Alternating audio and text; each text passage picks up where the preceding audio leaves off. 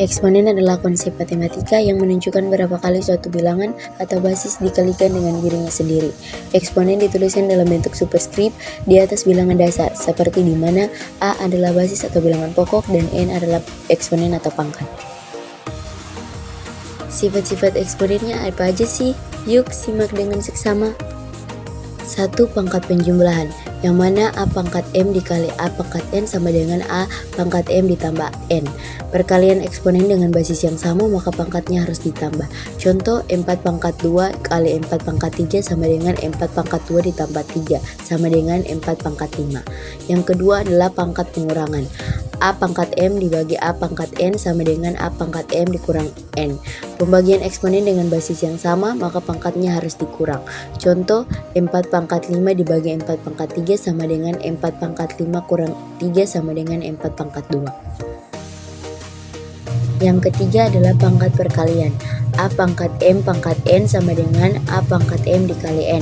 Jika bilangan berpangkat dipangkatkan lagi, maka pangkatnya harus dikali.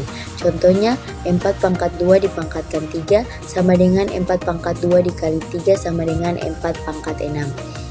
Yang keempat adalah perkalian bilangan yang dipangkatkan. A kali B pangkat M sama dengan A pangkat M dikali B pangkat M. Perkalian bilangan yang dipangkatkan, maka masing-masing bilangan tersebut dipangkatkan juga. Contohnya, 3 kali 5 pangkat 2 sama dengan 3 pangkat 2 dikali 5 pangkat 2. Selanjutnya yang kelima, perpangkatan pada bilangan pecahan.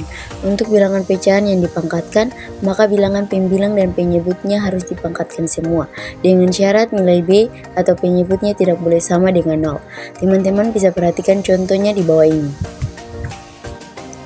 Yang keenam, pangkat negatif. Pada sifat ini, jika N di bawah itu positif, maka saat dipindahkan ke atas menjadi negatif. Begitu juga sebaliknya, jika N di bawah itu negatif, maka saat dipindahkan ke atas menjadi positif.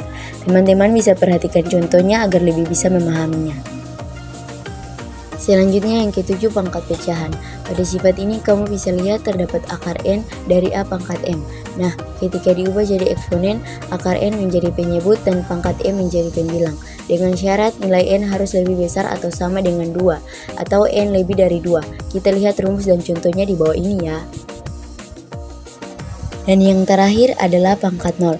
A pangkat 0 sama dengan 1. Untuk sifat yang satu ini, syaratnya nilai A tidak boleh sama dengan 0, karena kalau A sama dengan 0, maka hasilnya tidak terdefinisi.